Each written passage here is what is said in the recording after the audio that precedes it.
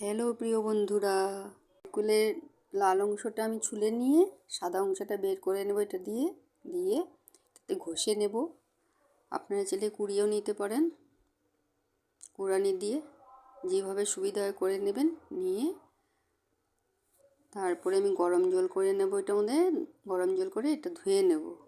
ধুয়ে ছেঁকে নেব, দুধটা বের করে নেব, শুকনা করে নেব। দেখুন আমি কিভাবে করছি। গরম জল দিলে ভালো হয়, ঠান্ডা জল দিয়েও চেপে নেওয়া যায়, কিন্তু গরম জলটা দিলে ঝটপট হয়ে যাবে, দুধটা বের হয়ে যাবে ঝটপট। আর নারিকেলটাও ঝরঝরা হয়ে যাবে। ঝরঝরা হয়ে গেলে একটু রোদ্রেতেও শুকিয়ে নেওয়া যায়। রোদ্রে একটু শুকিয়ে নিলে ঝটপট কড়াইতে টালতে সুবিধা হয়, নাহলে একটু সময় লাগে, জলটা শুকিয়ে নিতে লাগবে আমার। এইভাবে ছাঁকনিতে যেখানে দুধটা বের করে নিয়েছি, এভাবে থালাতে ঢেলেও রোদ্রে শুকানো যায়। তারপর আমি কড়াইতে ঢেলে দিয়ে টেলে নেব, নাড়াচাড়া করে নেব আর কি। এটাতে জল থাকতে লাগে না, জলটা শুকিয়ে নিতে লাগে। জল থাকলে এটা বেশি দিন রাখা যাবে না। আর দুধসহ টালা যায়, কিন্তু কি হবে, বেশি দিন রাখলে এটা নষ্ট হয়ে যাবে, গন্ধ হয়ে যাবে। মানে বাজার থেকে যে শুকনো নারকেল কিনে আনেন এই রকমই হবে। একবার বানিয়ে দেখুন, ভালো লাগবে আশা করছি।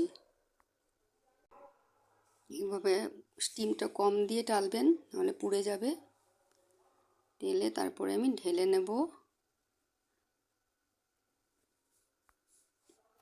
নাড়তে থাকলেই বুঝে যাবেন এটা জলটা টানলো কি না।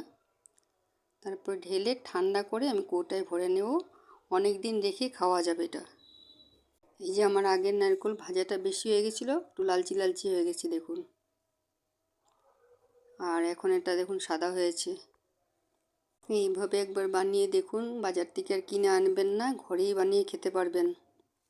এই যে আমি লাল অংশটা ফেলে দিয়ে সাদা অংশটা দিয়ে এটাতেই ঘষে নিয়েছি, আমার এটাতেই সুবিধা হয়েছিল। নারকেলটা একটু শুকনো টাইপ ছিল, তাই কুড়াতে সুবিধা হয়েছে। ভিডিও যদি ভালো লাগে আমার, তবে একটা লাইক, শেয়ার, সাবস্ক্রাইব করতে ভুলবেন না। পাশে থাকবেন আমার সবসময়। এই দেখুন আমার শুকনো নারকেলটা এইভাবে বানিয়ে রেখে দিলে যখন খুশি খেতে পারবেন। ভিডিও ভালো লাগলে লাইক, শেয়ার, সাবস্ক্রাইব করবেন।